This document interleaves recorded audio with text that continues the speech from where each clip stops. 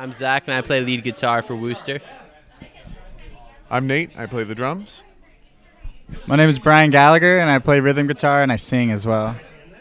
Bobby Hansen, I play bass, and we're at the Culture Collide Festival with the AU Review. Thanks for joining us. Yeah, no worries. You're going to hit the stage pretty soon. What are you expecting from the set?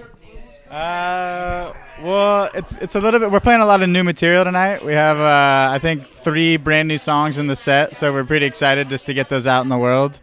Not too sure what to expect as far as the crowd. You know, this is kind of a different vibe. It's kind of that old school restaurant vibe. It's not your standard venue, but we're super stoked to get up there and just rock it out. You know. Have you been to Culture Collide before? I have not. No, this is the first time. Yeah. You don't live too far from here. I mean, you're a few hours away. Yeah, 6 hours. 6 hours north. We live up in Santa Cruz, kind of close to San Francisco. Yeah, we play a lot in the Bay Area. We have played quite a bit down in Southern California, but not as frequent as up in the Bay Area for sure. Yeah. How do the two scenes compare? You know, between the Bay Area scene and the LA scene. It's so different. Yeah, I don't even know where to start exactly. I feel like San Francisco is a little more intimate. The scene, like people know everyone. You know, like every band knows everyone else, and down here it's just so big and so many different people trying to get to the top of the pile that. I don't know, you kind of lose track. I don't know if there's as much of a community, but, you know, I'm not a part of it, so it's hard to say. I don't know if anyone else has any thoughts on that, but, yeah, that's kind of my personal opinion on that one. Yeah. So let us in on what you're up to at the moment, I should say. Your new music. Yeah. Let's talk about that. Yeah. Well, we've got 2 studio albums under our belt, and or is it an EP or a single we released? I guess we'll call it an EP for this interview. 3P, yeah. And it's all been kind of multi-genre. Like, it's really hard to fit us in a box. You know, every song jumps around. And I think we're just, as we continue to play, we're streamlining. It's going more like a little bit more towards the indie rock, a little more towards like some folk rock as well. And kind of steering away from some of the more like funk and reggae style, just a little more straight ahead rock and roll. So yeah, it's kind of something fresh. I don't know if, anyone else? Yeah. You'll love it. Yeah. Touring wise, I imagine this isn't the only show you're doing at the moment. No, we've been playing. We just did a big show in Santa Cruz with the Expendables. They're kind of a big, like punk rock, kind of a Cali reggae band.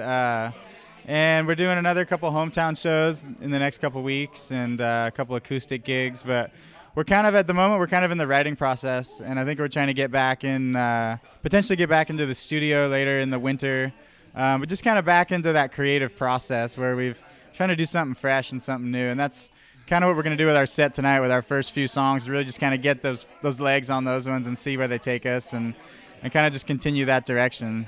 Yeah. That's right to say. I mean, are you the sort of band that, you know, road test a couple of songs before you put them in the studio?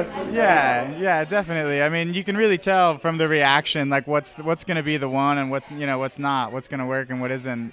And it's funny because a lot of times it's really surprising. There's a song you're like, I don't think this is that great, but let's give it a shot, and then everyone just freaking loves it, you know. So it's really good to have those experiences because it kind of just helps you kind of steer a little bit and see what people are reacting to and. Yeah, especially in a new environment. And in an environment like this, you're surrounded by a lot of other musicians as well. Yeah. I mean, is it hard not to be, not influenced, that's probably not the right word, but at least encouraged by the bands around you and seeing what they're doing and all that? Yeah, I think that's the best part about festivals like this is seeing the other bands for me. I mean, we go to South by Southwest for the last 2 years, and we play a ton of shows. I think last year we did like 13 shows or something, and it's just crazy, but in the end, when I come home from that, the biggest thing I get is inspiration just from seeing the other bands, and then I want to sit down and write new songs and try new styles and try to like not necessarily do what other bands are doing, but just kind of take that energy and reorganize it, make it my own. So yeah, for me, it's just all about getting inspired by people working hard, especially creatively, Not all bands can survive after a 13-gig South by experience. So yeah, we were right on the edge. 13 gigs in 9 days. Yeah, 13 shows in 9 days. It was Wow. pretty fun. Yeah. What comes out of that though? I mean, do you see results out of that experience? And out Yeah, of, I mean, by the end of the 13 shows, or whatever it is, whether it's 2 weeks or longer, it's just you're just tight. You know, you don't think anymore. You just do it. It's like there's no there's no like step in between like thinking and doing. It just all happens. And yeah, and then I mean, your ears get a little blown out, all the cymbals, all the loud noises, but yeah, but I just feel like everyone always says that you guys are so tight, you're so tight, and we don't really feel like we're that tight, but like I think it must just be all those runs where we've played so much time together where it just all lines up for us, you know? Yeah. So we're from Australia, and as far as I know, you haven't made it down to our part of the world just yet. Yeah, I'm down. Look, we actually just went to Guam for the first time, which is not Australia, but it's headed that direction. Did you perform or just for a Yeah, holiday? we did a tour. We had a hit in Guam. See, as you do. Yeah, and they flew us out, and we did 5 shows in a row, and had a great turnout every night, and just it was a great experience. But yeah, I've traveled New Zealand, and I'd love to get back down that way, but it's just hard to do. You know, when you're on the road and you're paying for expenses and all that stuff, it's already just tough to break even and tough to get ahead. So when you throw in a huge plane ticket like that, it's just like, all right, who's going to pay for this? You know, who's our sponsor? But we'll get there. And for all of you as well, that, it starts adding up quite a bit. Yeah. I mean, you need to get home with a couple bucks to pay the bills too. So it's all part of the fun. Well, hopefully with the next release, who knows what'll happen. Yeah, we just need one big hit down there, and we'll be there for sure.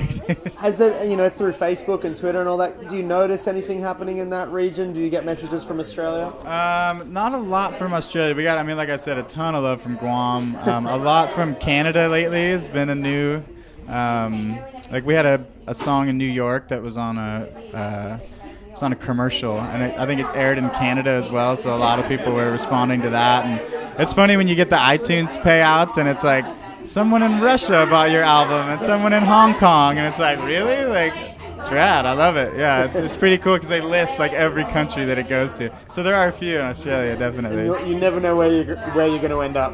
Yeah, no, wherever people love us, we'll be there.